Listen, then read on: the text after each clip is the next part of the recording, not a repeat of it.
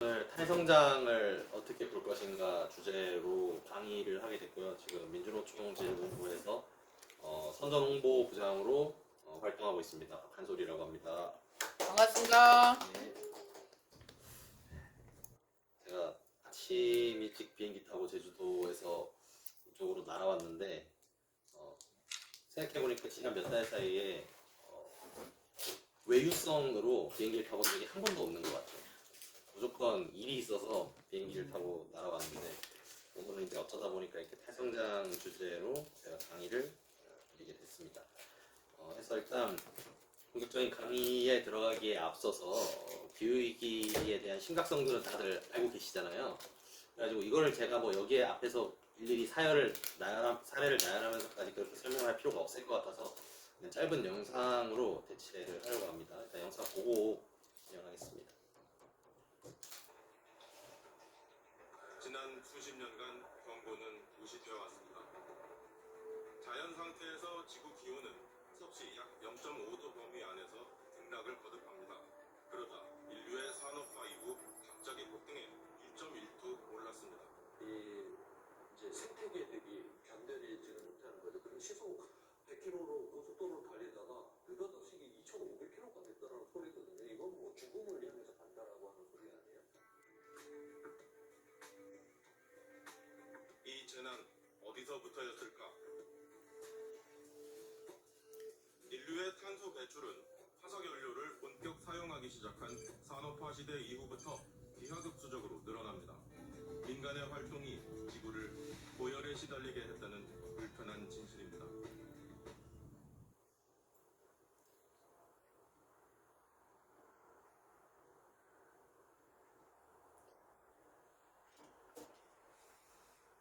저 사실 준비하면서 기후위기 관련해서 자료를 좀 찾아봤는데 여태까지는 너무 별로 관심이 없었던 것 같아요. 그래서 그런 영상들도 보면서도 확실히 기후위기가 정말 심각한 문제구나. 이게 기후위기라는 말은 이제 앞으로 어떻게 될 것이다. 이게 정말 위기니까 지금 준비를 해보자 이런 의미에서 위기라고 얘기를 하는 것 같은데 제가 사실 지금 보기에는 이제 위기가 아니라 기후 재앙이 이미 시작이 되었다. 그렇다면 우리가 해야 할 일은 이 재앙을 하루빨리 이 재앙의 근원을 빨리 없애는 일이다 이렇게 저는 생각을 하는데 그렇게 하기 위해서는 이제 어떻게 해야 될 것인가 굉장히 곳곳에서 많은 이야기들이 이렇게 나오고 있습니다. 그래서 최근에 이제 그 여러 기후위기 돌파와 관련된 그런 의제들 중에 하나로 좀 유행을 하고 있는 게 탈성장입니다. 탈성장이라는 게 어떤 의미냐?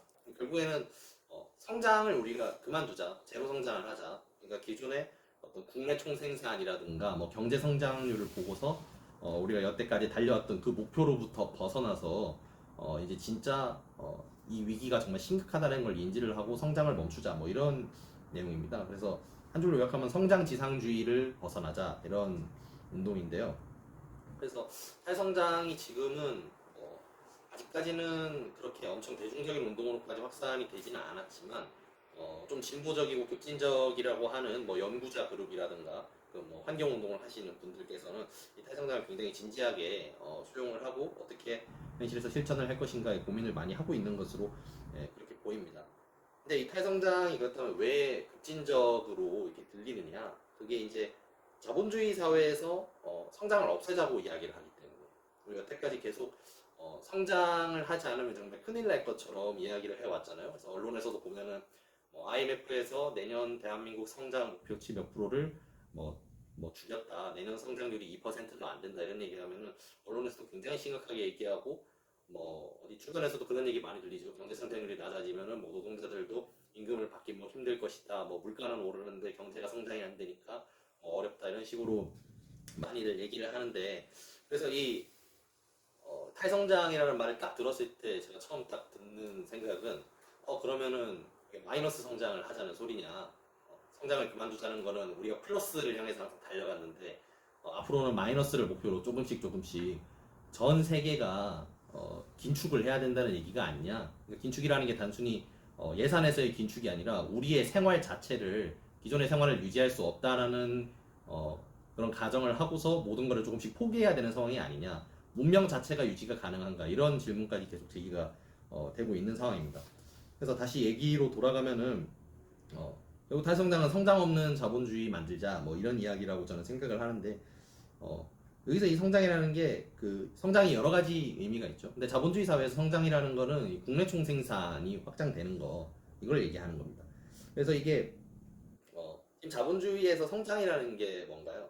그래서 인간의 필요가 아니라 자본의 이윤을 목표로 생산을 하는 사회 경제 체제 이걸 얘기하는 거죠. 그리고 이런 생산과 소비 구조가 끊임없이 팽창하는 것 이게 자본주의적 성장을 이야기하는 겁니다. 근데 자본주의가 계속 성장을 목표로 하는 거에 비해서 지구의 자연은 한정이 되어 있죠. 얼마 전에 뉴스를 보니까 지구 인구가 80억? 80억. 네, 80억을 돌파했다고 해가지고 그 뭐 어느 단체인지는 잘 기억이 안 납니다만은 뭐 인류의 80억 돌파를 뭐 축하한다는 식으로 굉장히 얘기를 많이 했었는데 솔직히 한편으로 우려가 되는 게 사실이죠. 사람이 많이 태어나는 게 잘못인 건 아닙니다. 기후위기가 사람이 많이 태어나서 생기는 문제는 아니라고 생각하기 때문에 아무튼 이렇게 계속해서 지구의 물리적 한계는 가만히 있는 상황에서 이렇게 우리가 계속 성장을 하고 지하 자원을 캐고 자연을 활용하고 이런 게 언제까지 가능할 것이냐 이런 문제가 심각하게 대두가 되고 있는 거거든요. 네. 그래서 결국 탈성장을 주장하는 쪽에서는 자본주의는 이제 더 이상 성장할 수 없다. 이 이상 성장하는 거는 공멸이다. 지구의 멸망이다. 인류 종말이다. 이렇게 이야기를 하는데 그래서 이를 해소하기 위해서 가장 유력한 대안으로 이야기하는 게 성장을 억제해야 된다. 이런 결론으로 이제 나아가는 것이죠. 그래서 이 탈성장의 개념이 여기 1번에 제가 제일 위에 적어놨는데 이거는 뭐 지금 탈성장이 사전적으로는 정의된 게 명확하게 없어요. 워낙에 많은 일군의 그룹에서도 의견이 상당히 많이 나오고 있고 사회주의적 경향을 띠는 탈성장론도 있고요. 약간 좀 오른쪽으로 많이 치우친 탈성장도 있는데 그거를 지금 언급하기보다는 제가 알아본 바로는 탈성장은 대충 이렇게 4가지 특성을 가지고 있습니다. 일단 자본주의 체제 존속을 전제한다. 자본주의를 없애자. 뭐 이런 이야기까지 하는 경우는 제가 알기로는 탈성장을 이야기하시는 그런 운동가들 중에서는 없는 걸로 알고 있습니다. 탈성장은 자본주의 체제는 일단 둔다 하고 두 번째는 이윤 중심 생산에서 탈피하자. 우리가 돈을 벌기 위해서 자본의 증식을 위해서 하는 생산이 환경을 파괴했다. 이런 견지에서 현재의 이윤을 위한 생산, 특히 재벌 대기업 중심으로 막대한 양의 상품을 쏟아내는 이런 생산 구조 여기서 탈피하자 이걸 얘기하는 거고요. 그럼 이런 이윤을 위한 생산에 탈피를 해서 이 사람들이 이야기하는 대안이 뭔가 하면은 소규모 공동체 중심으로 경제 구조를 다시 재편해야 된다는 거예요. 이게 소규모 공동체라고 하니까 좀 감이 잘 안 잡힐 수 있는데 결국 협동조합을 얘기하는 거더라고요. 내용상으로 별로 차이가 없습니다. 그래서 협동조합을 중심으로 아주 작은 단위로 지금의 경제가 이제 세계화가 되어 있지 않습니까? 그래서 전 세계를 이제 감싸고 있는 이런 경제 구조에서 벗어나서 각 지역에서 작은 사회를 만들어 가지고 그 사회의 구성원의 필요에 맞는 재화를 만들고 우리가 공공 서비스도 굴리고 복지 정책 확장시키고 이런 걸 하자는 거예요. 전 세계 모든 곳을 협동조합하자는 얘기와 다름없다고 저는 그렇게 생각을 합니다. 그리고 또 한 가지는 탈성장에서 정말 자주 나오는 게 성장지상주의라는 단어예요. 소비주의, 성장지상주의 이거 없애야 된다. 그래서 어떻게 보면 좀 의식을 바꾸자는 얘기도 계속 많이 하는 셈이죠. 그래서 다시 한번 정리를 하자면 자본주의 체제 존속을 전제하고 대기업 중심의 이윤을 위한 생산 탈피하고 협동조합 중심으로 경제구조 재편하고 그리고 성장지상주의, 소비주의 벗어나자 이렇게 정리를 할 수 있겠습니다. 그래서 아까 말씀드렸던 것처럼 70년대 서구 환경운동에서 탈성장이 이제 처음 시작이 됐는데 관점들이 난립하고 있어요. 통일된 이론 체계에도 아직까지 없습니다. 그래서 또 하나의 엄청 다양한 많은 상상력들이 펼쳐지고 있는 공간이에요. 탈성장이라고 하는 이 반론이. 그래서 정식화된 개념이라든가 뚜렷하게 이론적으로 뭘 해야 된다 이런 건 좀 부재한 상태인데 어쨌거나 탈성장론을 이야기하시는 분들이 이제 동의를 하는 부분은 지금 기후위기는 자본주의가 만들어낸 거다. 자본주의를 벗어나서 이 환경위기, 지금의 기후위기를 해명할 수 없다. 이런 관점을 좀 명확하게 갖고 계시는 거죠. 그래서 무한한 성장은 불가능하다는 데 대해서는 의견을 모으고 있는 상황입니다. 그리고 이게 이제 탈성장이 그래서 좀 뭐랄까 어떤 걸 이야기하는가를 궁금해가지고 좀 찾아봤는데 그 생태적 지혜 연구소인가 혹시 들어보신 분 있으신가요? 네, 그 탈성장을 이제 주장하는 우리나라의 어떤 그런 연구 단체인 것 같아요. 그래서 들어가 보면 계속해서 그런 주제로 얘기를 많이 하고 있는데 거기 유튜브에서 올린 영상을 제가 참고를 해서 탈성장 논의가 대체로 어떻게 이루어지고 있는지 그 요약을 해봤습니다. 일단은 여기 탈성장 전환은 빠르게 삶은 느리게 이 강의 영상에서 언급을 한 바에 따르면은 탈성장의 목표는 일단 첫째로 성장의 한계를 인식하자는 겁니다. 그래서 지속 가능한 성장 이런 얘기 많이 들어보셨죠? 네. 네, 그 2018년에 노벨 경제학상 받은 분이 그 지속 가능한 성장에 대해서 이제 이론적으로 규명을 하셔서 우선 노벨상을 받으셨다고 알고 있는데 구체적인 내용은 모르겠습니다만 그래서 굉장히 많이 나와요. 뭐 지금 우리나라로만 봐도 뭐 과거부터 계속 지속 가능한 성장은 뭐 민주당 정권이든 뭐 국민의힘 정권이든 간에 계속해서 나왔죠. 네. 자본주의는 지금 같은 풍요를 유지하면서도 계속 성장할 수 있다는 거를 이론적으로도 증명을 하려고 하고 그 정책적으로도 계속 나오고 있어요. 근데 탈성장을 주장하시는 분들은 이거 불가능하다고 얘기하는 겁니다. 그래서 그럼 뭘 해야 되냐? 최소한 앞으로의 경제는 현상 유지다.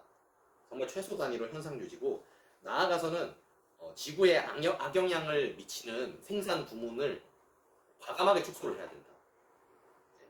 그리고 성장과 소비를 중심으로 꾸려진 경제 체제 너머를 전망해야 된다. 이렇게 얘기하는 겁니다. 그게 성장의 한계를 인식하자는 말이고요. 그리고 두 번째로는 이분들이 또 자율성을 굉장히 중요하게 생각합니다. 자율성이 뭘까요? 뭐가 자율성일까요? 말씀 보시죠. 자율성? 네, 경제에서 여기서 말하는 자율성이 뭘까요? 어디로부터의 자율성일까요? 어떤 정부 법적의 규제에서 자율적으로. 규제에서 자유롭게. 이거는 이제 규제를 얘기하는 거는 아니고 그러니까 지금의 성장이 비정상이라는 얘기예요. 성장을 위한 성장을 하고 있는 거다. 이게 뭘 목표로 우리가 이렇게 하는지도 모르는데 그냥 계속 그렇게 하고 있다는 거예요. 이분들 주장에 의하면. 그래갖고 지금의 우리가 또 소비하는 게 또 과시를 위한 소비를 하는 경향도 있지 않느냐 이런 거예요. 그러니까 뭐 예를 들어서 뭐 이런 핸드폰 같은 경우에도 제가 이 폰을 2020년에 샀는데 신제품이 나와가지고 성능도 엄청 좋아지고 UI도 예뻐지고 카메라는 원래 요만했는데 이따만해지고 엄청 좋아진 거예요. 저 사실 그걸 보면서 너무 사고 싶었어요. 근데 생각을 해보면 제가 이 핸드폰을 지금 쓰고 있는데 아무런 불편도 느끼지 못하고 있거든요. 핸드폰 한 번 사면은 근데 보통 교체 주기가 빠르면 1년이고 뭐 2년? 3년 되면 보통 다 바꾸시더라고요. 그게 성능에 이상이 있어서 바꾸시는 분들도 물론 계시지만 그냥 지금의 휴대폰이 따분해져서 내가 이 휴대폰에 아무 문제가 없음에도 불구하고 남들이 이 상품이 좋다고 하고 광고를 계속 때리니까 사진을 좀 더 잘 찍기 위해서. 그렇죠. 네. 물론 이거 핸드폰 새로 사신 분 제가 체크한 게 아니라요. 여튼 사진 이거는 때문에. 물론 사진 품질이 좋아졌다고 합니다. 객관적으로 상품의 품질은 점점 좋아졌어요. 근데 그게 우리한테 필요하냐를 얘기하는 거예요. 해성장 얘기하시는 분들은 이거 필요하지 않다. 우리가 이 자본의 이데올로기에 사로잡혀서 계속 더 좋은 소비를 하려고 과시적인 소비를 하려고 한다. 그런 관점에서 인간의 자율성 확보를 위해서는 탈성장을 해야 된다고 주장을 하시는 겁니다.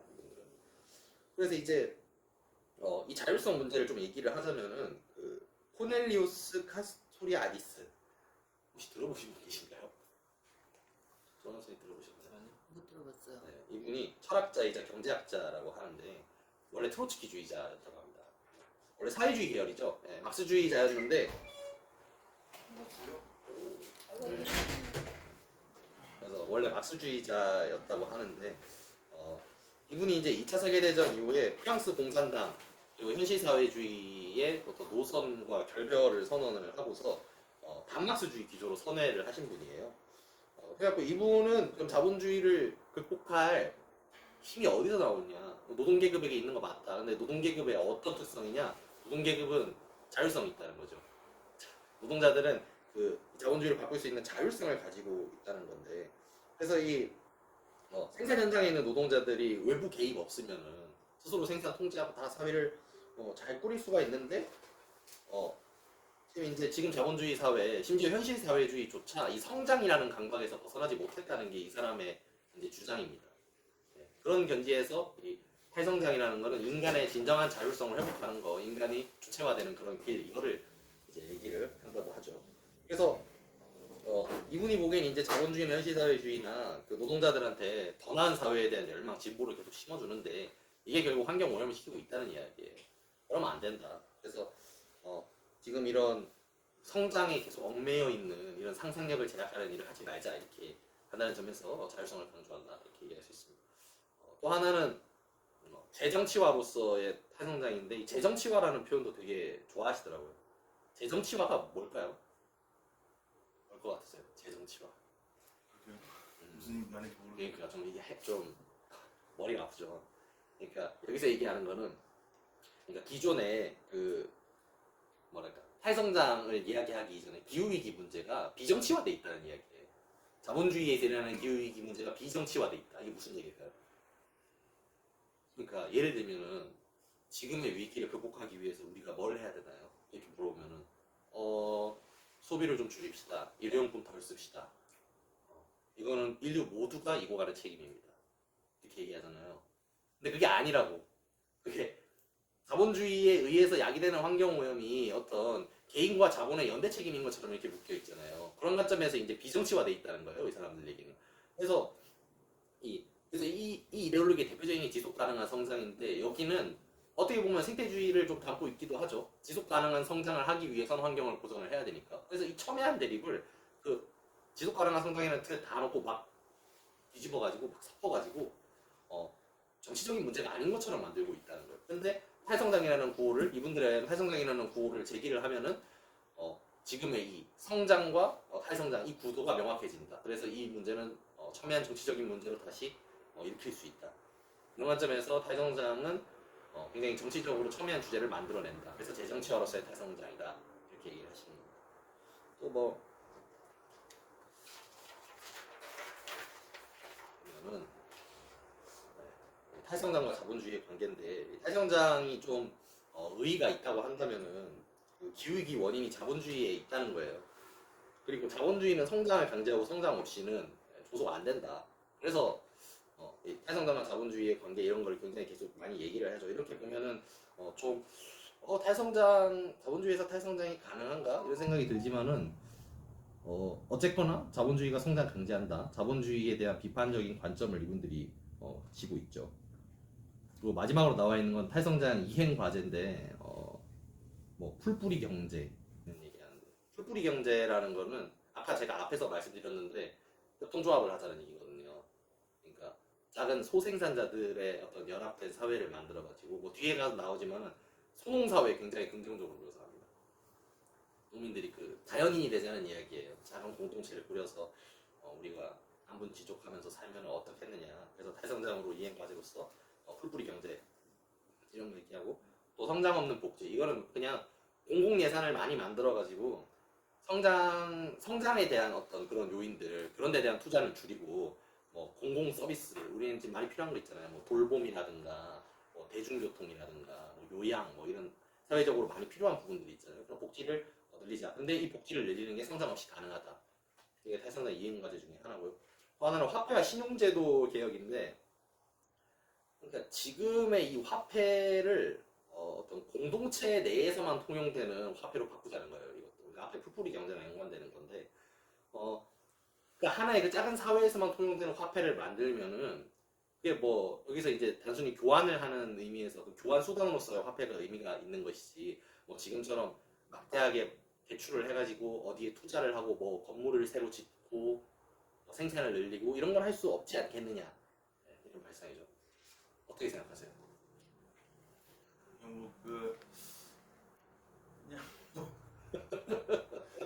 예, 이거는 뭐 아주 공상적인 예. 좀 푸르동이스네 푸르동이스. 예, 그래서 그렇게 얘기를 합니다. 그래서 여기 아까 얘기했던 것처럼 소규모 공동체 이분들이 굉장히 좋아하신다고 했잖아요. 소규모 공동체의 사례를 좀 알아봤는데 탈성장 행동주의 노선, 그러니까 실천 노선 중에서 다시 땅으로라는 운동이 있어요. 다시 땅으로. 말에서 들리다시피 자급자족하는 삶, 임금으로부터 자유로운 삶, 생태적 삶, 지속 가능한 삶. 이게 이제 탈성장의 이념에 철저히 부합하는 대표적인 삶이라는 거예요. 소농사회라는 거. 그래서 여기서 어떻게 얘기를 하냐면 이게 지금 그 사회를 실제로 구축해서 살고 계신 분의 발언인데, 정원 농지를 가꾸는 개인의 주체야말로 성과 주체를 극복하고 타자와의 시간을 매 순간 느끼는 경험을 누적할 수 있다. 68혁명기 히피들의 탈주선으로 선택되기도 했던 다시 땅으로 운동은 반소비주의, 반화폐주의, 공동체 건설 등 실천 가능한 모습으로 탈성장 사회의 조각을 지금 여기에서 실현할 수 있듯 이 글을 읽는 많은 분들이 이런 텃밭을 열기 바란다. 자연이 주는 성과의 기쁨을 누리시길 바란다. 네, 이렇게 얘기를 합니다. 낭만적인 분들이신 거죠. 네, 이 아까 말씀드렸던 분들입니다. 그래서 이것도 보면은 좀 어떻게 보면은 문명과 거리를 두시겠다는 이야기예요. 지금 인간 문명 자체에 좀 기계 문명에 대해서 좀 거부하는 경향들도 조금 있는데 이건 뒤에 가서 살펴보고 하겠습니다. 자, 그럼 탈성장 관점에서 보는 이제 기후 위기의 어떤 원인들 그런 걸 아까 전에 얘기를 해봤고 한번 보겠습니다. 이제 포스트 자본주의로 가는 길인데 이거 이제 제이슨 히켈 이분도 탈성장 문제인데 적을수록 풍요롭다에서 자본주의 이후의 사회로 가는 단계를 이렇게 나눠놔가지고 제가 좀 인용을 해봤습니다. 그래서 포스트 자본주의 그러니까 자본주의 이후의 사회가 뭔지 구체적으로는 모르겠지만 자본주의 이후라는 의미에서 포스트 자본주의라는 표현을 아마 사용을 하신 것 같아요.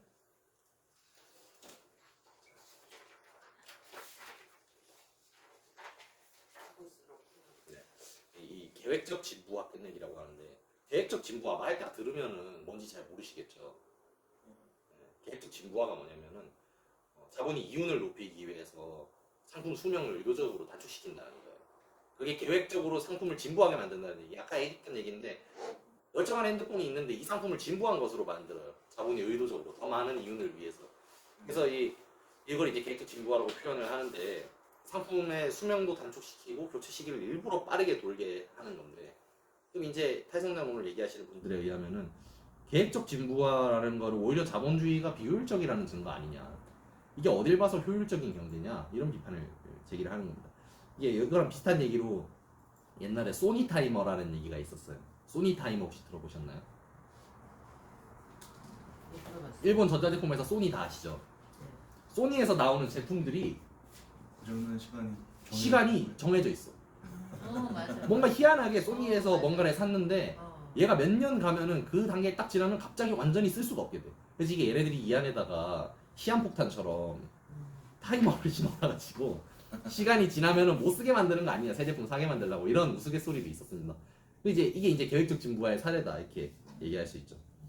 그리고 또 이 두 번째 단계로는 광고 줄이기 라는 겁니다. 그래서 뭐 광고 줄이기는 말 그대로 우리에게 소비를 자극하고 권장하는 광고 줄이자는 거예요. 뭐 무슨 지금 예로 들면은 주류 광고는 밤늦게 야간 시간대 아니면 지금 방영 못 하잖아요.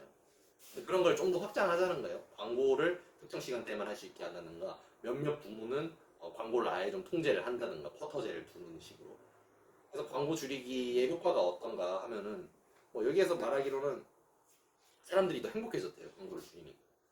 스스로에게 더 나은 확신을 갖고 더 만족하게 되고 긍정적 영향을 미쳤다. 불필요한 소비를 늦췄고 우리 마음까지 자유롭게 만들었다. 그럴까요? 아니 홈쇼핑 같은 경우는 네. 하루 종일 틀어놓으면 소비 욕구가 막 일어나는데 음. 스스로의 절제를 말하는 거지. 그렇지 않아요? 그 사회 전체 적용됐을 때는 그러니까 다시 돌아갈 것 같지 않을까. 여기서 말하는 광고 줄이기는 이게 지금 실제로 저기 상파울루 거기가 맞는지 기억이 안 나는데 어느 지역에서는 이런 걸 실제로 하고 있답니다. 어느 정도 수준으로 얼마나 강력하게 시행이 되고 있는지 모르겠어요. 근데 어떤 광고에 대한 규제 이런 게 좀 이루어지고 있는 것 같아요. 그리고 세 번째 단계는 소유권에서 이용권으로인데, 그러니까 이거 밑에 예시 나와 있다시피 자동차를 왜 다 가지고 있느냐는 거죠. 대중교통에 더 투자할 수 있는 여력이 우리한테 있는데 모두가 자동차를 다 가지고, 그리고 예를 들어서 또 잘 안 쓰는 물건들이 있잖아요. 공구 이런 거. 그래서 그런 거는 지역사회에서 구비를 해놓고 필요한 사람들이 받아서 쓸 수 있게 해놨는데 이거 왜 자꾸 다 소유를 하게 만드느냐, 이런 거 지향하자. 그래서 탈성장 포스트 자본주의로 가는 길로 이용권을 이제 제시를 하는 거죠. 잘 안 쓰는 물건들 빌려 쓰고 또 나눠서 쓰고 이런 것들. 네 번째 단계는 이 음식물 쓰레기 줄이기입니다. 이 책에 의하면은 전 세계에서 생산되는 식품 절반이 한 20억 톤 가량이 매년 버려지고 있대요. 네. 근데 그럼 이게 우리가 계획을 잘한다면은 지금 뭐 기아나 빈곤에 허덕이는 사람들에게도 음식을 다 이렇게 나눠줄 수 있다는 이야기인 거거든요. 그리고 그렇게 함으로써 탄소 배출량도 줄일 수 있다. 그래서 뭐 식품 폐기 줄이자 이렇게 얘기를 하고 있습니다. 또 5번째 단계는 생태계 파괴하는 산업 규모를 줄이자. 책에 인용된 부분 한번 읽어보겠습니다. 군수 산업과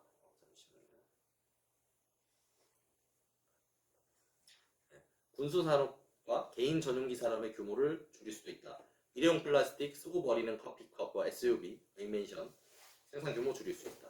이에 대해 열린 마음으로 민주적인 대화해야 된다. 이미 충분하고 거대하고 더 이상 성장해서는 안 되는 산업들은 무엇인가? 또 계속 확장할 필요가 있는 산업들은 무엇인가?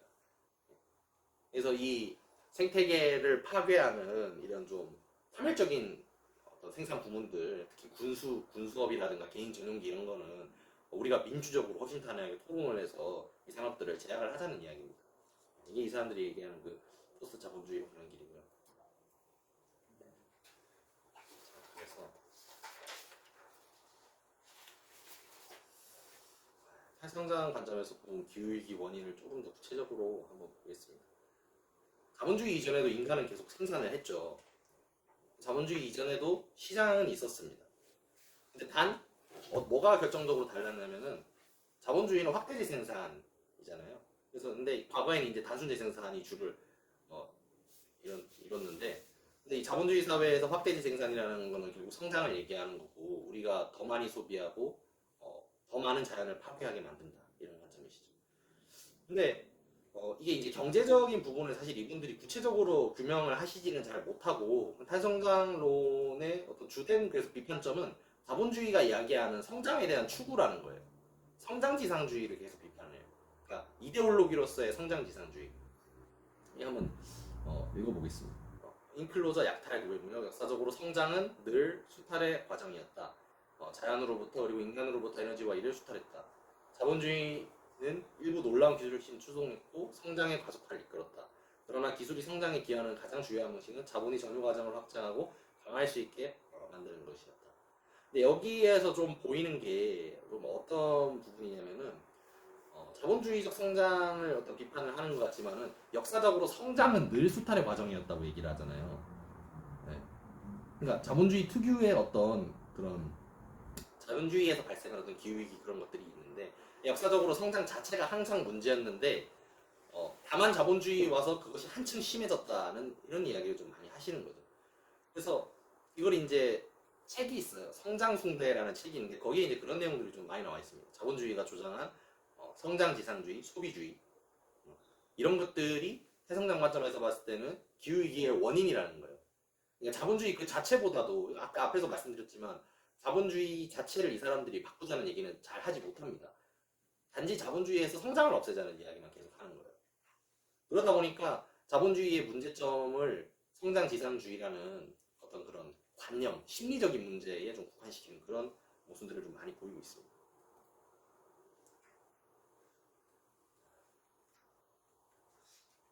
그리고 여기에 대해서 제가 조금 더 말씀을 드리면은 앙드레 고르라고 하는 사람이 있어요. 그 프랑스의 정치 생태학자라고 하는데 이분이 이제 던지는 질문은 이렇습니다. 지구의 균형을 이루기 위해서 무성장 나아가 탈성장이 필요 조건이다. 그럼 지구의 균형은 자본주의 시스템과 양립할 수 있는가? 양립할 수 있는가라고 묻는 거는 양립할 수 없다는 이야기를 하는 거잖아요. 그래서 이거는 어떻게 보면은 자본주의를 극복해서 사회주의를 건설하자고 하는 그런 진영의 입장과도 일치하는 부분이 있습니다. 근데 이거 뭐가 문제냐? 자본주의 자체를 없애지 않는데 성장만 없애자는 거는 말이 앞뒤가 맞지 않죠. 자본주의로부터 성장이라는 목표를 근데 이분들은 우리가 성장에 대한 환상에 사로잡혀 있기 때문에 자본주의에서 성장이 일어나는 거다. 우리가 그런 사고방식을 바꾸면은 자본주의에서도 지금의 자본주의를 좀 더 좋게 바꿀 수 있다. 뭐 이런 식으로 표현을 할 수도 있겠죠. 그래서 근데 한번 여러분들 생각을 해보세요. 자본주의가 성장하지 않는 자본주의는 어떤 모습일까요? 유지가 될까요? 망하는 거죠, 망하는 거지. 그렇죠, 망하는 거죠. 네. 그러니까 이거는 사람한테 밥을 먹지 말라고 하는 거랑 좀 똑같다고 봅니다. 자본주의에서 성장은 밥이에요. 못 없애는 거예요. 성장을 하지 않으면은 자본주의는 무너지게 돼 있습니다. 예. 이게 생태계의 법칙도 있잖아요. 육식동물, 맹수들은 사냥을 해야 먹어야 돼. 사냥을 하고 살잖아요. 근데 얘네들한테 어느 날 갑자기 너네 사냥하지 마. 그거 야만적이야. 안 할 수 있느냐 말이죠. 다 굶어 죽거나 말을 안 듣겠죠. 그러니까 이게 자본주의에서 성장한 하나의 법칙인 거죠. 무조건적으로 축적을 향해서 달려가는 거. 그 부분을 해소를 할 수가 없는데 이 성장이라는 목표를 제거해야 된다는 얘기를 꾸준히 반복을 합니다. 그래서 그렇다면은 여기서 얘기하는 이 성장지상주의 이거 어떻게 극복할 거냐 이렇게 얘기를 하는데 이제 성장지상주의 아까도 얘기했지만은 사람들이 자본주의가 만든 성장과 소비에 대한 이데올로기를 거부하고 사고방식을 바꾸면은 탈성장을 도모할 수 있다 이렇게 이야기를 하죠. 그래서 우리가 흔히 잘 생각해보면은 성장지상주의에서 벗어난다는 거는 자본주의를 부정한다는 거예요. 지향한다는 건데 자본주의를 놔두고서 성장지상주의만 벗어나자고 하면은 이게 가능할 수가 없죠. 근데 이 사람들이 그렇게 생각하는 이유는 자본주의를 지탱하는 원인이 성장지상주의에 있다고 보는 거예요. 자본주의가 성장지상주의를 만든 게 아니라 그 역이라고. 성장에 대한 환상을 심었기 때문에 자본주의가 지금처럼 된 거다. 그래서 기후위기 발생입니다. 이런 관점을 이제 계속 얘기를 하고 있죠. 그래서 자본주의가 성장에 대한 욕망 때문에 파국으로 가고 있으니까 이런 관념을 지향하자. 그러면 성장 일변도 경제 체제에서 벗어날 수 있다. 이렇게 얘기하는 거죠. 근데 이거는 사회를 분석하는 관점에 있어서 굉장히 관념적인 방식이다 이렇게 얘기를 할 수가 있죠. 유물론에 기초한 방식은 아닙니다. 그래서 이게 사회에 대해서 유물론적으로 분석한다라고 하는 거는 인간의 의식이 앞서서 어떤 물질이 존재한다, 세계가 존재한다. 이걸 인정하는 것부터 출발을 하는 거거든요. 그래서 인간의 의식, 사상, 사고방식 이게 태초에 주어져 있는 상황에서 세계가 구현된 게 아니라 그 역이라는 겁니다. 그러한 세계에서 살고 있는 사람에게는 그의 조응하는 사고, 이념들이 이렇게 생겨난다 이렇게 봐야 되는 거죠. 그래서 탈성장론을 얘기를 하자면은 우리가 대상에 대한 관점을 바꾸면은 대상이 달라진다는 거예요. 그러니까 제가 예를 들어서 생양파가 있어요. 이 양파를 딱 들고서 이건 사과다. 계속 생각을 하고 씹으면은 사과처럼 느껴져야 되는 거잖아요. 내가 대상에 대한 관점을 바꾼다고 쳤을 때. 근데 그렇게 될 수가 없잖아요. 비현실적인 사고방식인 거죠. 근데 탈성장에서 얘기를 하는 걸 쭉 들어보면은 성장지상주의, 소비주의를 계속 거부하자는 얘기만 하지 그래서 그걸 어떻게 바꿀 것인지 그 경제체제에 대한 분석을 찾아보기가 굉장히 어렵습니다. 불가능한 반상이죠. 몽상입니다. 해서 여기에 대한 이제 비판을 담은 어떤 논문이 있어서 제가 좀 읽어드리자면은 탈유물론에 기초한 탈성장 논의는 성장주의의 물질적 토대라는 문제를 간과하여 성장주의의 원인을 찾는 정치경제학적 분석을 부차적인 요인으로 보는데 그 결과 탈성장 논의는 경제중심주의, 성장중독주의의 증상을 여러 측면에서 폭로는 하지만 그 이상으로 논의를 진전시키지 못한다. 그런 한계를 가지고 있다는 것입니다. 아까부터 계속 말씀드렸지만은 성장지상주의는 단순히 심리 문제라고 볼 수가 없습니다. 자본주의에서 경제 성장이라는 건 자본주의를 유지시키고 발전하는 동력인데 자본주의를 유지한 상태로 성장이라는 목표를 제거를 할 수가 없겠죠, 기본적으로. 그래서 만약에 이제 우리가 그런 사회가 가능하다, 성장이 없는 사회를 가정을 한다고 치면은 기업의 모든 이윤이 자본가들이 얻은 이윤이 자본가들이 자기 생활을 위해서 다 소비를 해요. 잉여 가치가 완전히 제로 상태가 되는 단계까지. 그리고 노동자 임금으로 다 줘요. 이윤을 하나도 남기지 않는. 모든 사람들이 그렇게 경제 활동을 하면은 성장 없는 자본주의 만들어질 수도 있겠죠. 근데 그런 단순 재생산 상태는 자본주의 사회에서는 유지가 안 된다고 했죠. 자본 축적을 위해서 모든 상품이 생산되고 소비가 이루어지는 상황이니까. 그래서 이런 모델의 문제점은 자본주의의 기본 동력을 침해한다는 겁니다.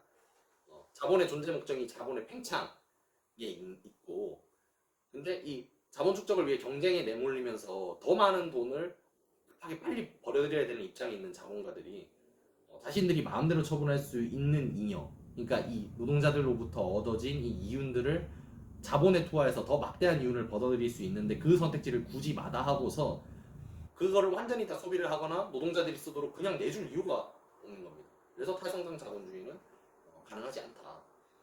심리 사고방식을 바꾼다고 어떻게 할 수 있는 문제가 아니라는 거죠. 자본주의 자체의 동력, 이 경제적 구조가 생산관계가 그렇게 되어 있는 것이기 때문에. 그렇습니다. 네, 이거는 이렇게 넘어가고요. 그리고 탈성장론의 또 좀 한 가지 문제가 뭐냐면은 국가 권력에 대해서 어떤 명시적으로 좀 투쟁을 하려고 하지 않습니다. 그러니까 자본주의가 있고 국가가 그대로 있는 상황에서 우리끼리 모여서 대한 사회를 건설을 해보자는 거죠. 그래서 소규모 공동체 협동조합 얘기를 좀 많이 꾸준히 강조를 합니다. 그래서 여기 클라이브 해밀턴이라는 분이 탈성장 사회를 가기 위해서 뭘 해야 되는지 이렇게 적어놨는데 여기 두 번째 부분 보시면요. 탈성장 사회로 가기 위한 정치는 국가 전복이나 자본의 파괴를 요구하지 않는다. 그런 거창한 구호 없이 우리가 전 현실에서 출발한다. 하지만 탈성장 사회는 그런 이데올로기, 성장 물신주의라는 이데올로기와 사회 구조를 거부한다. 여기서 제시하는 행복의 새 정치는 권력 구조의 변화를 초래할 뿐 아니라 자연을 대하는 우리의 태도와 우리의 삶과 인간관계에 대한 사고방식도 바꿔줄 것이다. 그러니까 국가 기구와 전면적으로 싸우거나 자본과 투쟁을 하지 않고서도 탈성장을 달성을 할 수 있다는 겁니다. 근데 그래서 어떻게에 대해서는 이분들은 얘기를 하지 않아요. 그냥 계속 같은 얘기를 반복할 수밖에 없습니다. 그래서 이 탈성장이 제거 급진적인 말인 것처럼 보이지만은 비현실적인 이유가 여기에 나오는 겁니다. 예를 들어서 이윤을 위한 생산이 문제가 된다고 하면은 이 생산을 그만두게 만들어야 되잖아요. 기후위기가 지금 목전에 있는데 이 심각한 문제를 해소하려면 그렇게 해야 되는데 그걸 어떻게 하겠는 거죠. 작은 사회를 만들어서 거기서 우리끼리 자급자족하며 살면 기후위기가 해소가 됩니까? 해소가 안 되거든요. 그래서 결국에는 그것을 강제할 수 있는 힘이 사람들에게 있어야만 이윤을 위한 생산을 멈출 수가 있는 거죠. 그걸 위해서는 결국엔 국가 권력을 어떤 대중의 힘으로 쟁취하는 그런 문제를 회피할 수가 없는 건데 근데 여기에 대해서 국가 권력을 우리가 직접적으로 대면하고 국가 권력을 가지는 문제에 대해서 얘기를 하지 않고서 어떻게 탈성장을 달성을 할 수 있겠느냐 이거를 얘기를 하면 사실 뚜렷한 대안을 이분들이 내놓을 수가 없죠. 그래서 아까 전에 봤던 그 탈성장을 내놨던 그 실천 과제들 있잖아요. 그 뭐 생산 축소, 풀뿌리 경제, 성장 없는 복지의 확대 이것도 사실 다 국가 권력을 통해서 해야 되는 거 아닙니까? 잠정적으로는. 그래서 이거를 실현하기 위해서라도 자본주의 체제, 그러니까 성장 일변도의 자본주의 체제를 유지하고 지탱하는 물리적인 힘, 폭력을 독점하고 있는 국가 권력을 어떻게 하지 않으면은 생산 축소도 할 수 없는 거죠. 탈성장이 그렇게 할 수가 없는 겁니다. 그러니까 복지제도 확대 같은 거는 노동자들 그런 사람들의 힘이 국가 권력을 위협할 만큼 커다라지면은 이 정도면 양보를 얻어낼 수도 있을 것 같아요. 실제로 우리가 그렇게 쭉 해왔습니다. 근데 생산의 축소라는 거는 사실 노동자들이 체제 자체를 바꾸지 않는 한 투쟁한다고 해서 바꾸는 데는 한계가 있거든요. 그리고 노동자들 스스로도 좀 그런 소위 성장 지상주의에 좀 많이 사로잡혀 있어서 성장을 그냥 축소하자고 이야기를 하면은 반발이 있겠죠. 그러면은 우리 임금 줄어드는 거 아니냐, 경제 위기, 경제가 안 좋아지는데 노동자는 임금 어떻게 받냐, 노동자는 이렇게 많이 생각을 하거든요. 그것은 올바른 사고방식이라고 볼 수는 없지만 그렇게 많이 생각을 한단 말이죠. 그래서 강력하게 조직된 노동계급 존재하는 국가를 상대로 일부 양보를 얻어낼 수 있겠지만은 탈성장이라는 요구는 복지 확대와는 좀 결이 다르죠. 그래서 이윤이 혈안이 된 자본가들로서는 절대로 수용할 수 없어요. 목에 칼이 들어와도 수용할 수 없습니다. 강제로 그 사람들이 그런 생산을 못하게 만드는 힘은 국가 권력을 노동자들이 장악을 했을 때만 할 수 있는 것이죠. 그래서 탈성장이 아까 전에 목표로 하는 바가 이 기후위기를 정치적인 문제로 다시 부상시킨다는 거라고 아까 말씀드렸잖아요. 그럼 이 기후위기 문제를 정치화하는 시도의 일환으로 탈성장을 이야기하는 거라면은 정치 권력 획득 문제를 당연히 다뤄야 되잖아요. 근데 정치 권력을 획득하는 문제에 대해서는 입을 열지 않고서 굉장히 아름다운 사회에 대한 전망을 그리고 고안만 해내면 아무것도 할 수가 없다는 겁니다. 그래서 이데올로기와 사회 구조 이런 거 그저 거부하기만 하면은 달성당이 저절로 이루어질 것이냐 하면 그렇게 볼 수 없는 것이죠. 그리고 또 이 국가의 성격도 간략하게 좀 얘기를 하려고 합니다. 국가가 뭔가요? 뭘 하는 곳인가요? 지배계급의 폭력 기구. 그렇죠. 지배계급의 폭력기구라고 많이 얘기를 하고. 그럼 지배계급의 폭력이라는 거는 노동자들에게 어떤 영향을 미치나? 그건 이제 현실 사회에서 그냥 보면은 예를 들어서 재벌 총수가 구속이 돼요. 구속이 됐는데 뭐 한 1년 정도 살다가 나와서 그 재판을 받습니다. 그럼 그 사람들 실형사하는 경우가 있나요? 집행유예로 풀려나잖아요. 네, 다 풀려나요. 근데 얼마 전에 그 조선소 하청노동, 대우조선 하청노동자들 그 점거농성 파업투쟁 있었잖아요. 그 사람들한테 지금 손배가압류로 수백억이 지금 걸려 있는데 좀 앞뒤가 안 맞죠. 죄를 지으면 국가가 그 사람들에게 똑같은 처벌, 공명정대하게 판결을 내릴 것 같은데 그렇지 않다는 거 우리가 현실에서 너무 많이 보고 있죠.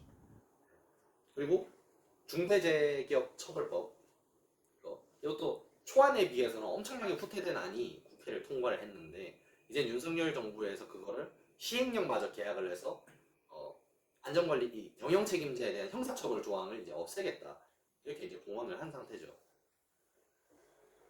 그리고 얼마 전에 이태원 참사 가슴 아픈 일이 있었는데 너무 많은 사람들이 그곳에서 비극적으로 돌아가셨는데 당시에 그렇다면 그 사람들이 그 참사가 일어나기 몇 시간 전에 경찰에 계속 전화를 했대요.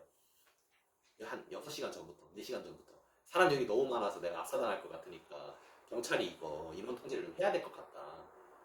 그런 전화가 여러 통 걸려온 게 경찰이 직접 밝혔어요. 그런 전화 많이 들어왔다고. 근데 안 했죠.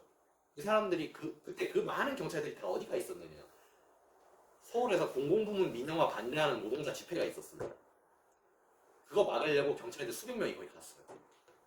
근데 거기서는 이제 그 당시 집회에 참여했던 사람들이랑 그때 경찰들 이런 대비를 해보면은 한 사람당 몇 명이지? 어떤 한 사람당 한 10명 안쪽으로 통제를 할 수 있을 만큼 엄청 많은 병력을 보냈어요. 근데 이태원에서는 경찰 보낸 게 원래 안전관리를 하던 인력도 아니고 한 50명 남짓하는 경찰을 거기 보내놨죠. 대부분은 이제 마약 수사하려고, 마약 단속하려고, 안전과는 상관없는 사람들이었어요. 네. 이런 국가의 모습에서 우리는 뭘 생각해야 되나요?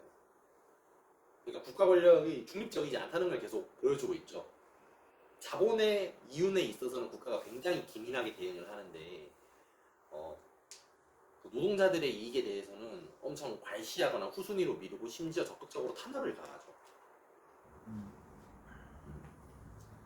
그래서 여기에 대해서 이제 탈성당 분들이 국가에 관련된 국가 권력의 문제를 계속 회피하는 건 굉장히 심각한 문제라고 생각을 합니다. 아까 앞에 논문에서도 이렇게 정리를 해놨더라고요. 국가와 자본은 구조적 상호 의존 관계이며 국가의 자율성, 상대적 자율성이라고 하는 것은 국내의 자본 축적 요구를 어떻게 수행할지에 관한 한에서만 제한적으로 행해지는 거다. 그러니까 자본 축적을 해야지 않는 선에서만 국가가 자율적이라는 거지. 결국 최종적인 단계에 가면은 자본에 의한 정책이 관철될 수밖에 없다는 겁니다. 기본적으로는요. 그래서 자본주의적 생산, 이윤을 위한 생산을 폭력적으로 유지하는 기구가 국가인데 이제 이 극심한 환경 파괴를 부추기고 있잖아요. 근데 이 국가가 자본에 의해서 움직이고 있는 자본가들의 국가인 이상 국가 권력의 문제를 부차화하는 것. 이렇게 되면 탈성장 담론의 설득력이 상당히 떨어진다. 저는 이렇게 볼 수 있을 것 같습니다.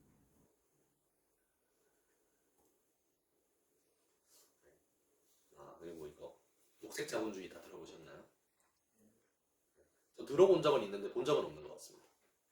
그래서 녹색 자본주의 말은 참 많이 해요. 옛날에 저 어릴 때 같은 경우에는 학교에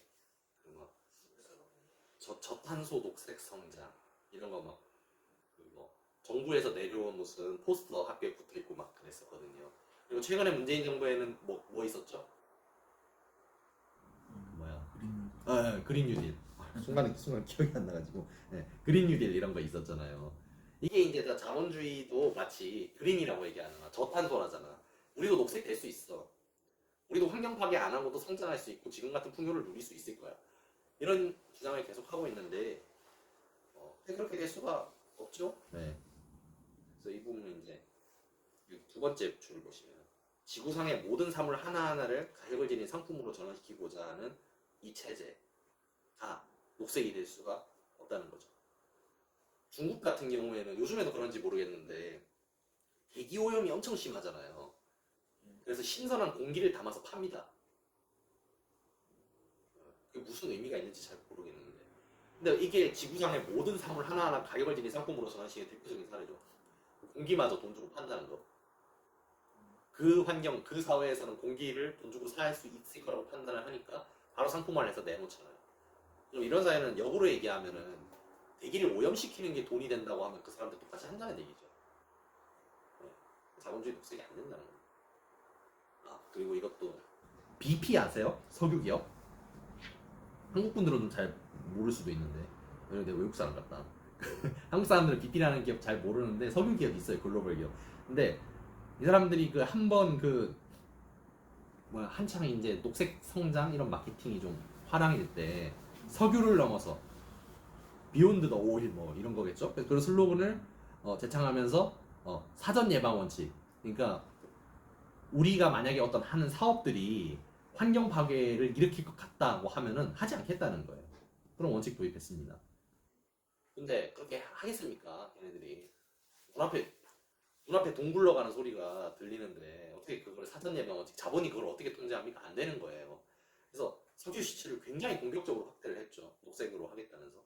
그리고 북극권 심해 같은 데에 환경적으로 민감한 지역인데도 거기까지 땅을 뚫어갖고 석유 시추를 해요. 그리고 돈을 더 많이 벌기 위해서 사전 예방 원칙 도입한다고 해놓고서 그러니까 노동자들을 위한 안전 비용을 많이 삭감을 했습니다. 그러다 결국 2005년에 공장 폭발 사고가 일어났죠. 그리고 2010년에 석유 유출 사고도 있었고 이런 사례들만 보더라도 자본주의에서 녹색을 바란다는 게 얼마나 환상적인 얘기인지 알 수 있죠. 비현실적인.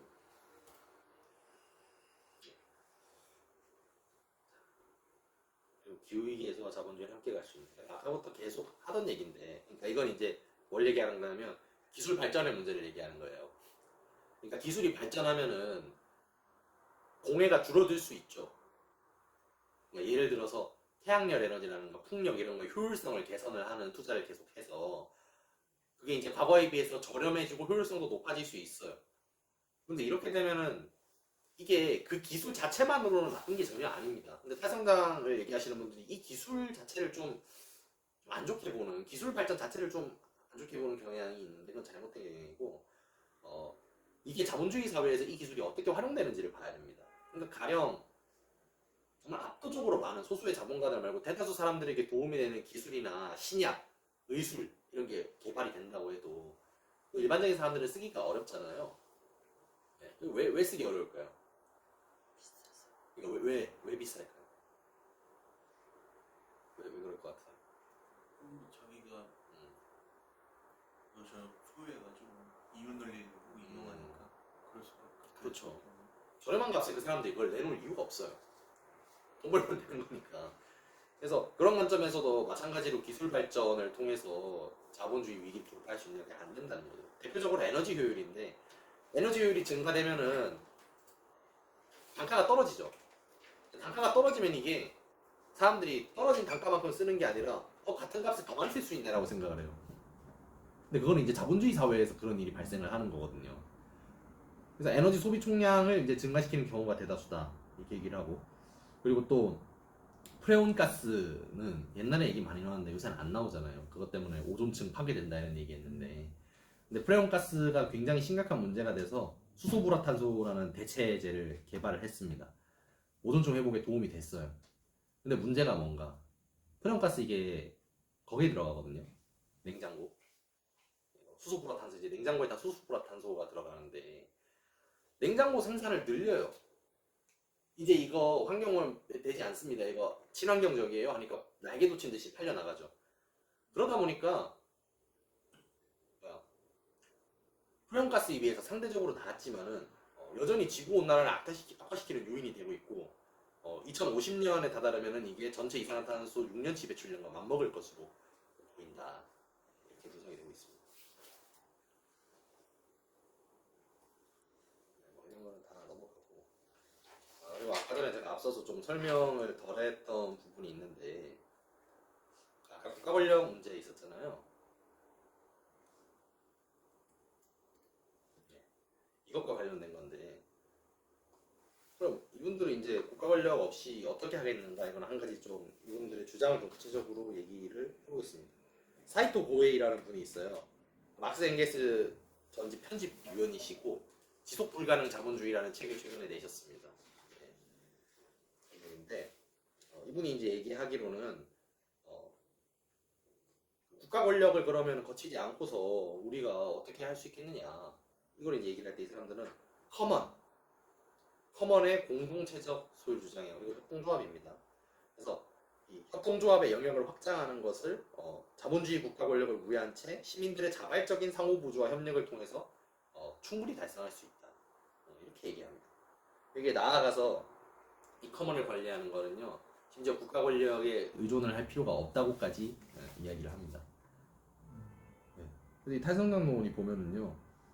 노동자에 대한 착취, 그리고 자연에 대한 약탈, 수탈 이런 경제 구조를 지탱하는 게 자본가들의 국가 권력인데 이 국가 권력을 어떻게 할 것인지에 대해서 굉장히 적극적 무지라고 얘기를 할 수 있을 것 같아요. 알려고 하지 않는다는 느낌을 좀 강하게 받습니다. 국가가 상대적으로 중립적이니까 우리가 좀 자본주의를 좋게 바꿔보려는 시도들, 기후위기를 막는 시도들을 우리가 했을 때 얘네가 우리를 탄압하지 않을 거야. 우리가 이렇게 하면은 이건 대안이 될 수 있을 거야. 이렇게 얘기를 하죠. 근데 만약에 이제 이게 실현이 됐다고 가정을 하면은 우리나라 곳곳에 서울부터 제주도까지 해가지고 커먼들이 우후죽순 들어서요. 협동조합들이. 그게 잘 됩니다. 심지어. 그러면 국가에서 그거를 그냥 놔두나요?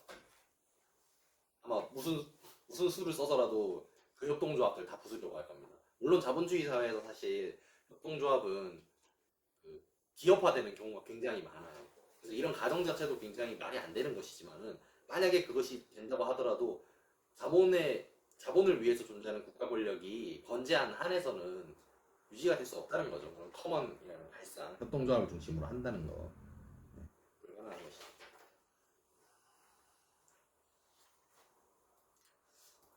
그리고 또 탈성장과 관련해서 굉장히 재밌는 주장이 있는데 우리가 탄소 배출을 극단적으로 줄이면서도 수백만 개의 일자리를 창출할 수 있다고 합니다.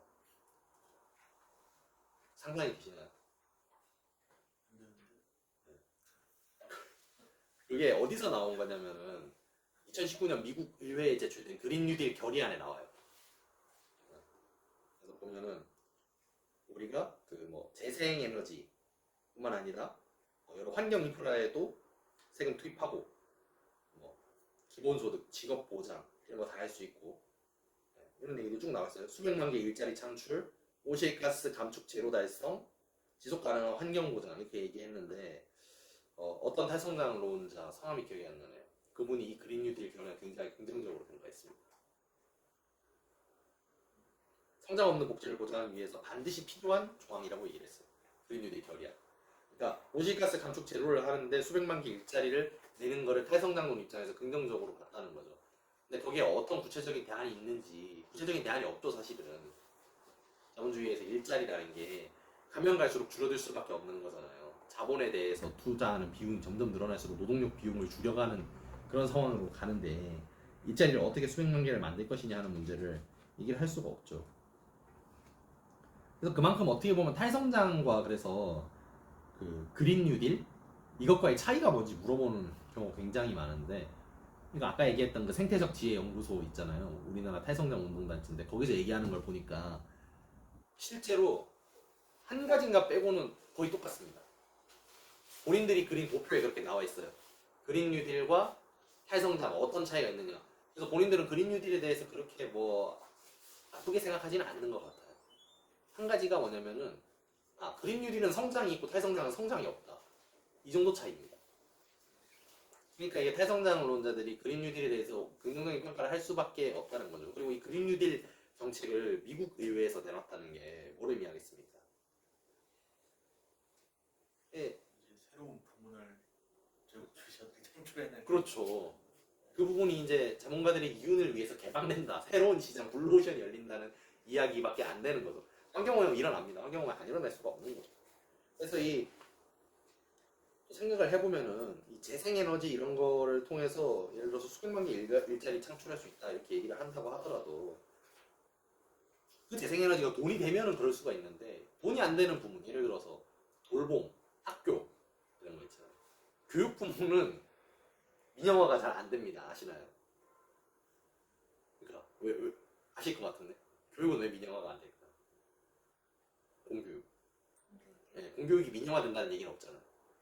근데 교육이라는 거 워낙 공동체 개념으로 하는 거기 때문에 민영화된다는 것 자체가 말이 안 되죠. 그렇죠. 그런 문제도 있고 그리고 여러 측면이 있는데 이미 사교육 시장이 굉장히 커진 것도 있지만은 공교육을 자본에 팔아도 돈이 안 돼요. 이걸 누가 삽니까? 그러니까 예를 들어서 학교 범인이 매물로 나오면 안 사가요. 학교 범인은 돈을 벌기가 힘드니까 법적으로도 그렇게 돼 있고요. 이런 말 안 나오는데 지금 우리나라에서도 그 공공부문 민영화 한다고 그분들이 이제 민영화가 아니라 시장 개방, 민간 주도라는 표현을 얘기를 하는데 거기에 이제 민간 주도에 해당하는 사례로 나오는 것들 보면 다 철도, 뭐 의료, 또 뭐 있습니까? 철도, 의료, 뭐 하여튼 여러 가지 그런 것들이 있잖아요. 좀 비싼 것들, 돈이 될 만한 것들. 아 공항도 있어요. 예, 항공사. 지금 모든 우리나라에 있는 공항은 공항공사에서 관리하고 공기업에서 관리하고 있는데 아 저 전력 중요하죠.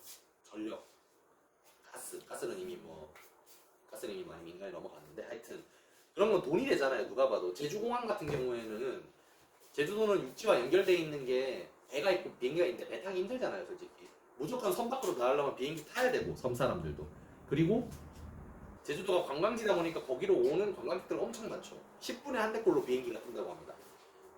그럼 그 공항이 돈을 엄청 많이 벌잖아요. 이게 자본이 눈독을 들일 수밖에 없는 거고 그래서 시시각각 호시탐탐 민영화를 시도를 하고 있는 거예요. 그러니까 자본은 돈 들지 않으면은 건들지 않는다. 그래서 녹색 마케팅 이런 것도 그 사람들이 돈이 되니까 하는 거지 진지하게 환경에 관심이 있으면은 할 수 없는 것이죠.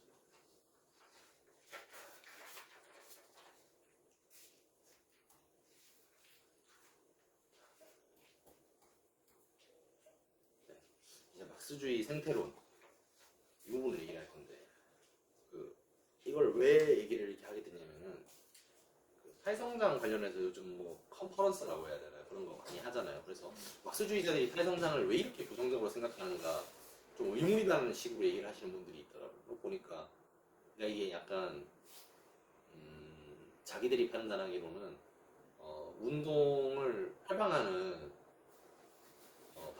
해방한다는 어떤 우려를 가지고 있는 분들이 많을 것 같다. 탈성장이 자본주의 자체를 지향하지 않는데 막스주의자들은 자본주의 자체를 패절하고 사회주의를 하자는 입장인데 우리를 좀 개량적으로 생각할 수도 있겠다.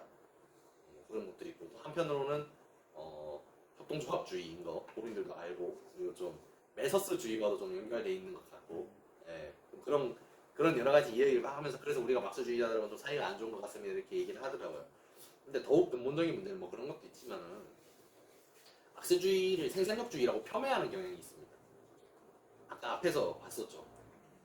역사상 모든 성장은 수탈이었다고. 이 말은 앞으로의 역사에서도 수탈이라는 거죠. 그 사람들 관점에서는 성장은 곧 수탈이다. 생산은 곧 성장이다. 이렇게 얘기하시는 분이 있어요. 그 기후정의 연구소 뭐더라. 거기에서 쓴 칼럼을 봤는데 생산과 성장은 엄밀히 말해서 구분되지 않는다라고까지 얘기를 하시더라고요. 근데 말했다시피 우리가 생산을 하고는 살아야 되잖아요. 생산을 하고는 살아야 되는데 중요한 거는 무엇을 위한 생산, 누구를 위한 생산을 하는가 이게 핵심이 돼야 되는 거예요.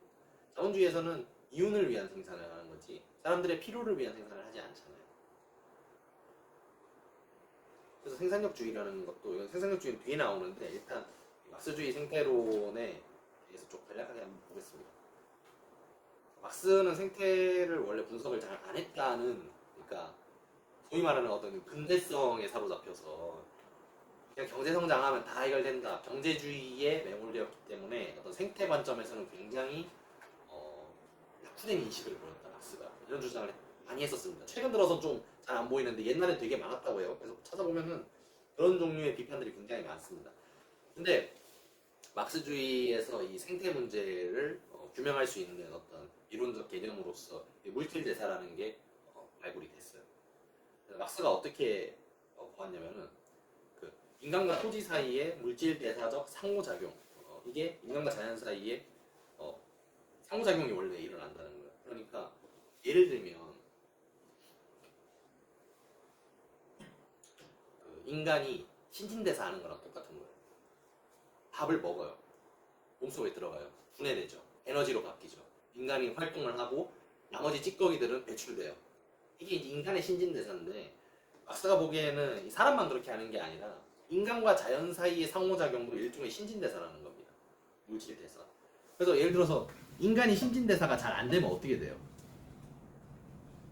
건강이 굉장히 나빠지겠죠? 죽음으로 나아가. 저도 신진대사가 잘 안 되는 것 같습니다. 관리를 안 해가지고. 자본주의는 어떻게 써요? 신진대사가 제대로 안 되죠. 그러니까 마구잡이로 뽑아다 쓴 거에만 집중을 하고 이윤을 만드는 데만 관심이 있지 자연에 어떤 파급을 미칠지에 대해서는 솔직히 별로 관심이 없습니다. 그 파리 기후협약에서 정한 게 우리가 기온을 2도 밑으로 유지하자 몇 년 내로 1.5도까지 하면 더 좋고 2도로 낮추자 했는데 지킨 나라가 없습니다. 못 지켰어요. 그게 근데 못 지켰다기보다는 안 지킨 거죠. 자본주의를 유지한 상태로 그걸 하라고 하면 어떻게 됩니까? 이윤을 위한 생산은 지금도 계속 이루어지고 있는데 이게 안 되는 거거든요. 그래서 이 물질대사라는 용어가 막스주의에서 어떤 의미를 가지느냐 하면은 이렇게 구분을 보고 있습니다. 이게 이제 자본론에 나오는 구절이거든요. 한번 읽어보겠습니다. 노동은 우선 인간과 자연 사이의 과정, 즉 인간이 자기 자신의 행위에 의해서 자신과 자연 사이의 물질대사를 매개하고 규제하며 통제하는 과정이다. 인간은 자연 소재 자체에 대해서 하나의 자연으로서 상대한다. 인간은 이 운동에 의해서 자신의 외부의 자연에 작용을 가하며 그것을 변화시키면서 동시에 그는 자기 자신의 자연을 변화시킨다. 이거는 자연이 아니라 본성? 본성이라고 해야 되나? 속성. 네이처를 자연으로 한 것 같은데 자기 자신의 속성을 변화시킨다. 이렇게 얘기를 하죠. 그래서 이 문장이 조금 어려운데 좀 해석을 하자면은 마르크스가 봤을 때 노동이라는 거는 인간이 생존하기 위해서 하는 생존 수단을 만들어내는 과정이에요. 노동. 그리고 이거는 자연과 인간 사이의 어떤 교류를 통해서 이루어지는 거죠. 인간이 자연을 향해서 작용을 가함으로써 우리가 필요한 물건들, 도구들을 계속 만들어내는 거니까. 그래서 인간이 살아남으려면은 이 물질 대사작용, 자연과 인간 사이의 어떤 이 상호작용이 굉장히 원활하게 진행이 되는 거니까 막힘없이. 인간이 자연물을 통해서 얻고 이제 인간이 먹으면은 또 배설을 하잖아요. 그럼 그게 다시 땅으로 들어가서 퇴비가 되고 다시 곡물이 자라고 인간이 다시 캐고 이 순환고리가 있는 거예요. 대사작용. 근데 자본주의는 이 신진대사를 처참하게 망가뜨린다는 겁니다. 그래서 막스가 그 독일의 화학자 리비가 화학자, 토양화학자, 비료 이런 거에 좀 관심 가졌던 사람인데 이 사람 연구를 보면서 자본주의가 어떻게 환경과 사회를 파괴시키는지를 이제 그에 대한 이해를 발전시키는 굉장히 큰 도움을 받았다고 합니다. 그래서 이게 당시에는 유럽의 토지 비옥토 저하 문제가 굉장히 컸대요. 그러니까 토지가 계속 뭔가 지력을 소모한다고 하잖아요. 그래서 인구가 이제 산업혁명 이후에 급속도로 늘고 도시로 노동자들은 모여드는데 노동자들 먹일 음식이라든가 이런 거 식량이 있어야 되잖아요. 근데 이게 생산이 잘 안 돼.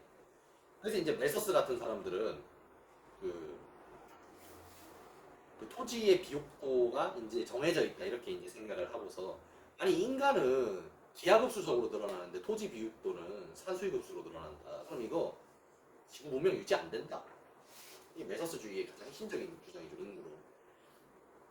근데 그렇게 얘기를 했는데 이거는 이제 좀 뒤에 가서는 이제 멜서스주의 그 자체를 신봉하시는 분들이 이제 잘 없죠. 뭐 신멜서스주의라는 게 있다는데 이건 제가 내용을 잘 모르겠습니다. 그래서 어쨌거나 인간의 기술의 발전에 의해서 비료 이런 것들이 토지 비옥도를 굉장히 높였죠. 그래서 실제로 뭐 굉장히 많은 양의 식량을 생산을 해내고 있습니다. 근데 식량 생산 자체를 우리가 못해서 사람들이 굶어 죽는 게 아니잖아요. 아프리카라든가 뭐 이북이라든가 이런 분들이 자기들의 잘못에 의해서 그렇게 되는 게 아니라 이게 자본주의에서는 돈을 받고 팔아야 되는 거고 이윤이 되는 시장에 그 쌀을 갖다 팔기 때문이지 식량 생산을 못하기 때문이 아닌 거예요. 기술을 자본주의적으로 활용하고 있다는 거죠.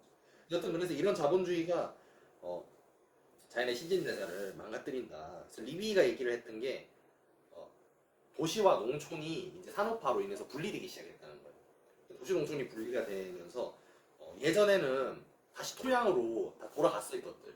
그러니까 도시와 농촌이 분리되지 않았을 시절에는 다시 땅으로 다 돌아가서 인간에게 다시 돌아오고 이 순환이 가능했는데 이제 전부 사람들이 도시로 몰려가고 그 농촌에서는 그냥 쌀을 빼다가 빨리 실어 나르는 게 중요하지 뭐 여기에 다시 들어가는 게 없잖아요. 관리가 안 되는 거예요. 물질대사가 제대로 이루어지지 않는다는 겁니다. 그래서 이 순환이 끊어졌고 그래서 정작 이 토지에 있어서 영양분이 되는 것들 뭐 인간의 배설물 이런 것들이 있잖아요. 이런 것들이 토지로 들어가지 않고 그냥 도시 강가로 다 쓸려 내려가. 그럼 그게 또 도시의 환경오염을 일으키죠. 또 다시 노동자들도 병들고.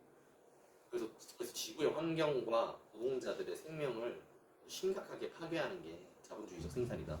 뭐 도시와 농촌의 분리가 이런 일을 만들어냈다 이렇게 얘기를 하죠. 그래서 리비는 뭐 천연비료, 인공비료 많이 만들 게 아니라 도시와 농촌의 분리 이거 해소해야 된다. 이거 해소해서 물질대사 구조 다시 순환 구조를 다시 만드는 게 중요하다 이렇게 얘기하는데 막스가 거기에 대해서 아주 전적으로 많이 동의를 했죠. 그래서 막스가 이제 얘기를 하는 거는 어떤 곡물의 재배가 시장 가격 변동에 종속되고 이런 가격 변동에 따라 재배가 끊임없이 바뀌는 방식, 즉 가장 즉각적인 금전적 이익을 추구하는 자본주의 생산 방식은 인간 세대가 계속 이어지는 데 필요한 영구적 조건을 농업이 충족시켜야 한다는 사실과 모순을 빚는다. 지속 불가능성을 얘기하고 있죠. 가장 즉각적인 금전적 이익을 추구하는 자본주의적 생산 방식은 인간이 대를 이어서 계속 살아야 되는데 그거를 할 수 없게끔 한다는 겁니다. 물질대사를 교란하고 있다는 얘기죠. 그래서 마르크스는 이 물질대사, 지금의 기후위기 이런 환경오염 문제를 뭘로 봤느냐 하면은 기술 발달이 잘 되지 않아서가 아니에요. 자본주의적 생산 관계가 물질대사를 방해하는 게 가장 큰 문제라는 겁니다. 그래서 그럼 뭘 해야 되느냐? 인간이 신진대사를 잘하기 위해서는 식습관을 개선하고 운동을 해야 되듯이 자본주의가 야기한 이 물질대사의 교란 문제를 해소하려면은 자본주의 자체를 폐절을 하고 인간과 자연의 이 교류를 원만하고 합리적으로 통제할 수 있는 체제를 만들어야 된다. 막스는 이렇게 주장을 했습니다.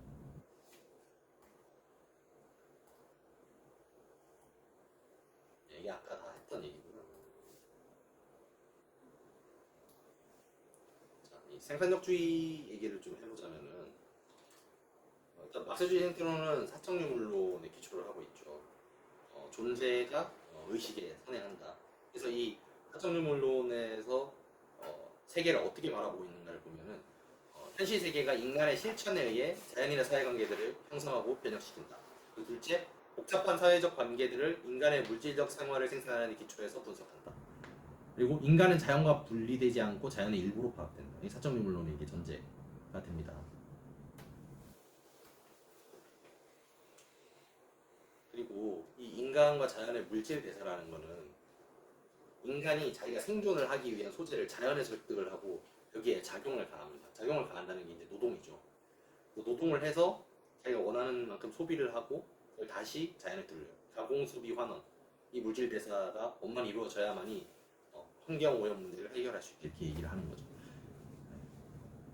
그런데 이게 일반적으로는 이런데 그 역사적으로 존재하는 어떤 생산 관계 속에서는 일반적으로 그렇게 되지 않을 수도 있죠. 이 순환고리가 제대로 작동이 되지 않는 경우가 발생해요. 그게 자본주의라는 겁니다. 자, 그리고 생산력주의 이거 이제 얘기를 할 건데, 생산력주의 하면 그냥 물건을 많이 찍어낼 수 있는 기술, 뭐 능력, 뭐 노동 생산성의 개선, 이런 걸 얘기한다고 주로 오해를 하는데, 생산력은 그렇게 협소한 개념이 아니고요. 인간과 자연의 물질 대사를 인간이 매개 규제, 통제하는 힘이라는 겁니다. 굉장히 포괄적인 개념이죠. 자연을 통제하는 것까지 생산력 범주에 포함이 되는데, 근데 여기서 자연을 통제한다는 거는 우리가 노동자들이나 사람들이 원하는 만큼 마구잡이로 끌어다 쓰는 이걸 얘기하는 게 아니라, 자연에 대한 인식을 심화시키고 확장시키면서 어디까지 우리가 소비를 할 것인가를 정하고, 그리고 어디까지 해야 자연에 대한 이런 나쁜 영향을 최소화할 수 있을 것인가, 이것도 전부 생산력에 포함되는 개념입니다. 기술 발전이라든가 자연과학의 발전, 이런 게 그걸 위해서 써야 되는데, 자본주의 하에서 생산력 발전의 결과는 자연과 인간 사이의 관계를 이야기하는 게 아니라 더 많은 이윤을 창출하는 데에만 활용되고 있죠. 과학기술이 급속도로 발전을 했음에도 불구하고. 네, 그렇습니다. 자, 그래서 이거 또 자본주의가 자본주의 비판의 내용인데요. 자본주의적 생산은 모든 부의 원천, 즉 토지 및 노동자를 동시에 파괴함으로써만 사회적 생산 과정의 기술 및 결합을 발전시킨다. 자본론에 이런 단락이 나오죠. 그래서 자본론에서는 대공업과 농업의 관계, 아까 도시와 농촌의 관계 얘기했었죠. 거기서 파악된 인간이라는 자연력과 토지라는 자연력의 파괴가 자본주의가 발전하는 가운데에서 생산력을 규정하는 자연적 조건을 파괴한다. 그리고 인간과 자연의 물질 대사 교란으로 인해서 인간은 그 생존 조건 자체가 파괴된다. 이런 통찰로까지 이어지게 됩니다. 그래서 자본주의적 생산 관계가 존속하는 약 생산력은 주기적인 경제 공황이라든가 노동자의 노동 능력을 파괴하고, 그리고 계급 투쟁이 격화되고 기후위기까지 일어나죠. 그럼 이 생산력은 인간과 자연 사이의 어떤 관계를 심화시키는 데 쓰이는 게 아니라 역으로 파괴력이 되는 거죠. 생산력 자체에 대한 파괴력. 그래서 생산력을 그렇게 부정적으로 보면 안 된다. 생산력주의라는 표현이 담고 있는 그런 좀 잘못된 관점들을 좀 바로 볼 필요가 있습니다.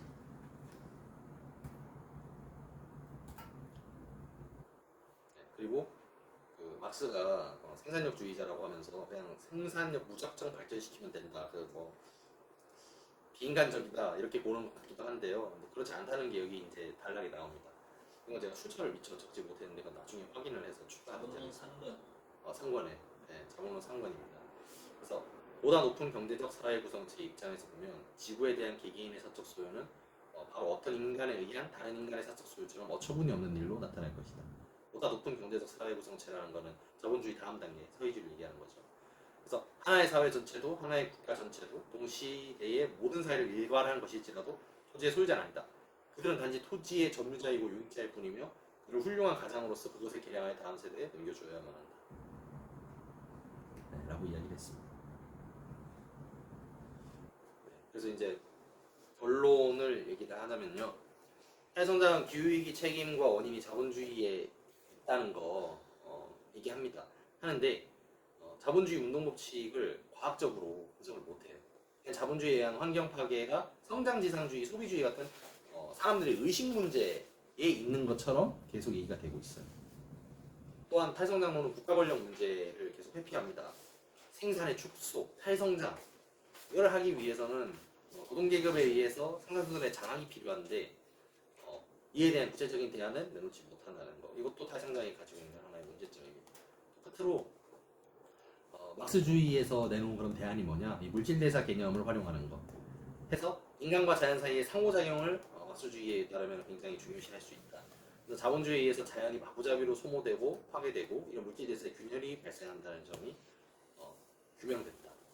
그래서 막스주의는 기후위기를 극복하는 이론적 틀을 제공한다. 탈성장론에 의해서 훨씬 더 구체적인 대안을 내놓을 수 있는 것이죠. 발표는 강의 여기까지 하고 좀 쉬었다 할까요?